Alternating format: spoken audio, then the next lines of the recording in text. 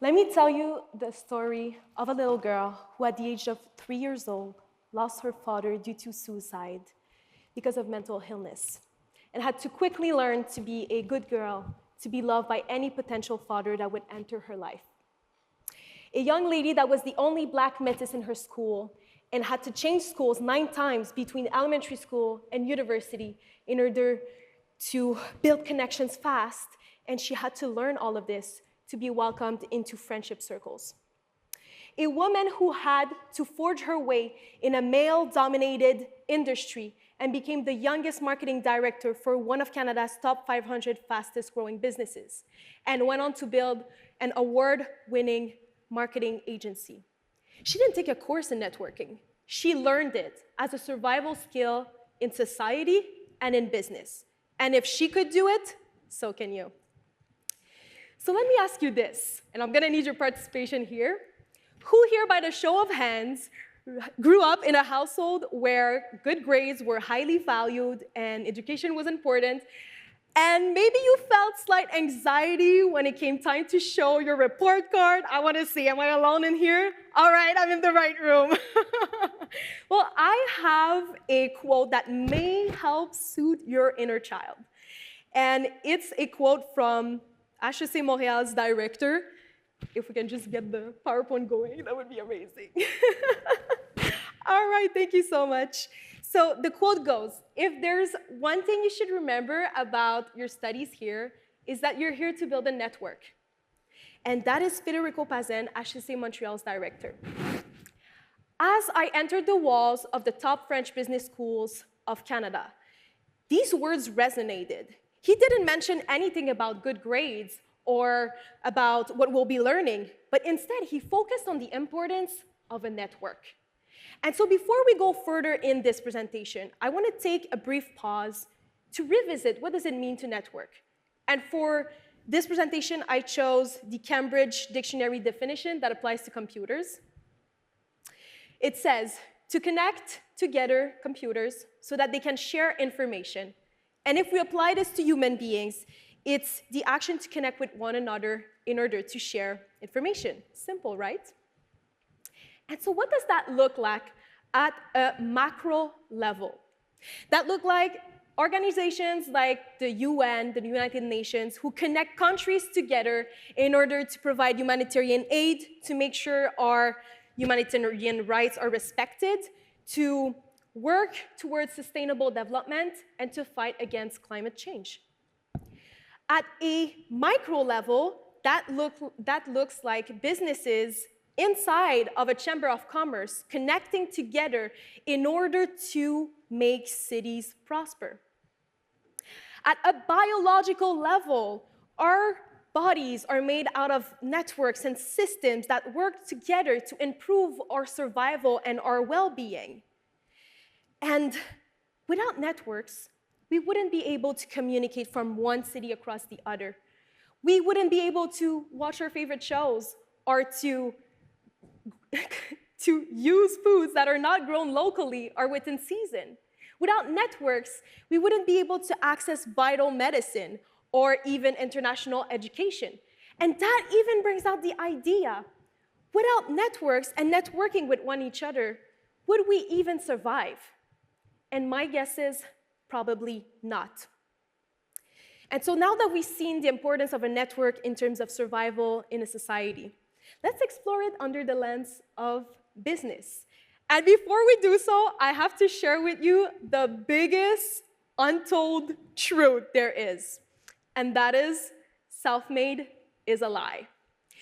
If you too have fallen victim to putting the self-made entrepreneur at the top of the success food chain and as the representation of what to strive for, we've all been duped, and you're not alone. Society just carved it that way.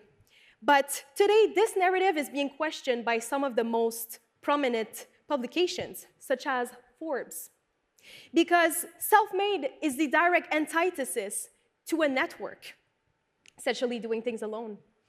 And so here is the self-made score on the Forbes 400 billionaires list that is now including a chart from 1 to 10 evaluating entrepreneurs on their level of self-made ability. 1 to 5 being they inherited most of their fortunes, and 6 to 10 being they have created them themselves. But regardless if they inherited that or if they have created it, networks are powerful ways to achieve our goals. And when we do so, it can lead to successful outcomes. In fact, did you guys know that out of the 57 past prime ministers of the UK, 30 went to Oxford and 14 attended Cambridge? That means that 77% of all prime ministers of the UK so far have been through 2 very specific networks. Crazy, right? So that is the representation that universities are also very good and important networks. So now that we've established the importance of a network in society and in business, how can we use that so that you become the most successful people in your next networking session? And you're going to need one thing, this one marketing concept, the KLT factor, the know, like, and trust factor. This is, and I know this because we have explored this concept successfully in thousands of interactions at our marketing agency, Alchemi Media. It's a concept of modern marketing that we can find in the book, The Go-Giver. So it goes like this. People want to do business with people they know, like, and trust, regardless if it's someone or a brand. And if we're able to successfully integrate this into an interaction, it can lead to very powerful, successful outcomes, whether it's for survival or business.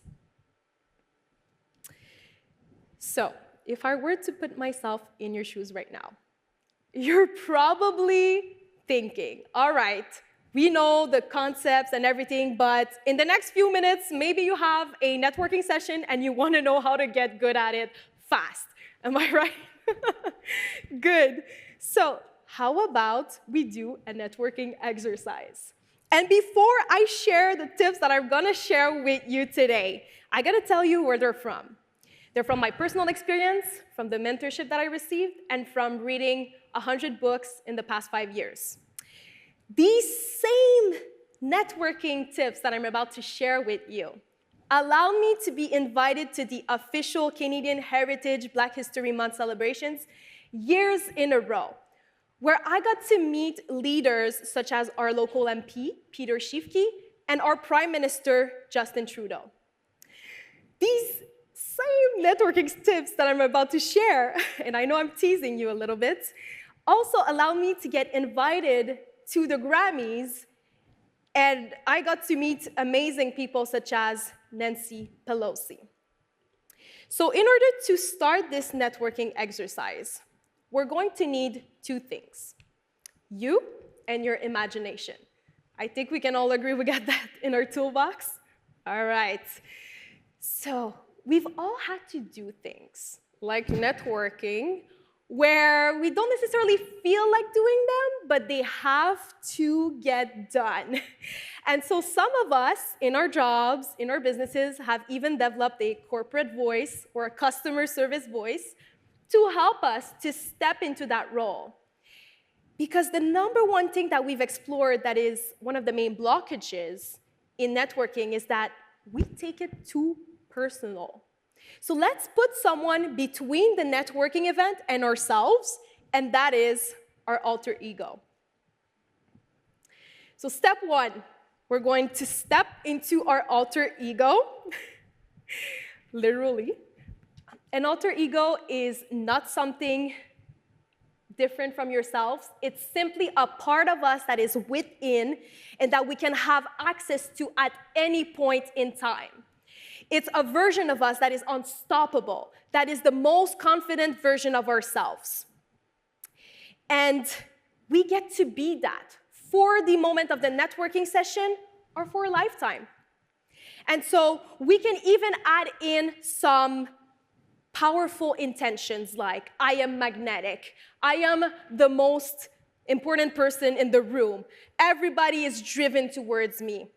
I'm always at the right place at the right moment. I'm always in the right circles, meaning the right people. And we're going to build that level of confidence inside of us. And if you guys wonder if it works, I actually did this backstage before coming here. So it does. Once we have become our unstoppable selves and confident, we're going to become likable. And here's a little tip. We like people that are like us. People like people that are like them. And so the easiest way to get there, and for the purpose of this example, I'm going to use my networking buddy here, so we're going to use our imagination. We're going to be very observant on the person that is networking with us, and we're going to create familiarity using our body. Here's how it goes. We're going to pay attention to their tone of voice. Do they speak so fast that we feel like we can get a word in?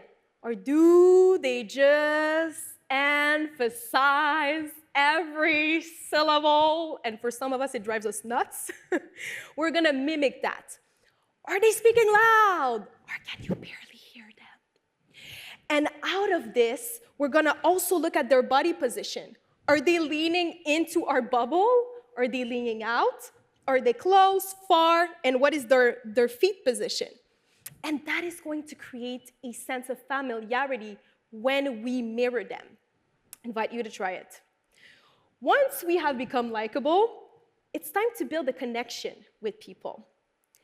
And for that, we have to create a bridge between what they're saying and what we're saying. And the easiest way to do that is by having conversations. And now I hear you guys, I'm not gonna just leave you hanging with the conversation. I actually created 3 simple questions that you can use in your next networking session. So who wants to hear it?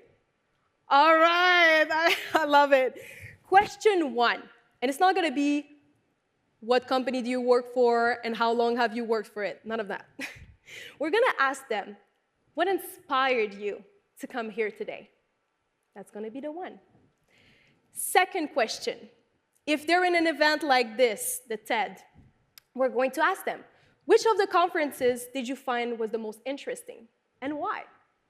And we can even throw in a third question that is, what is one question you don't get asked enough in your field, but you feel like more people should know about? So these are gonna be your questions to build connection. Once we're connected, liked, and we have a new networking buddy, we're gonna take the networking session outside of the event with a follow-up. We could send them a file, we can schedule a meeting, we can even connect with them on social media. With this newfound truth, we've learned that networks are powerful tools for survival in society and in business. And as your first networking activity today, I invite you to share this newfound skill with friends, families, and colleagues. And I want to leave you with this one quote that I received on a birthday card years ago, and that has become a life mantra. Make your life a book you'd like to read. And what about the young girl that I told you about in the beginning of this talk that used networking as a survival skill in life and in business? Well, she networked herself into giving you this TED Talk today. Thank you for coming to my TED Talk.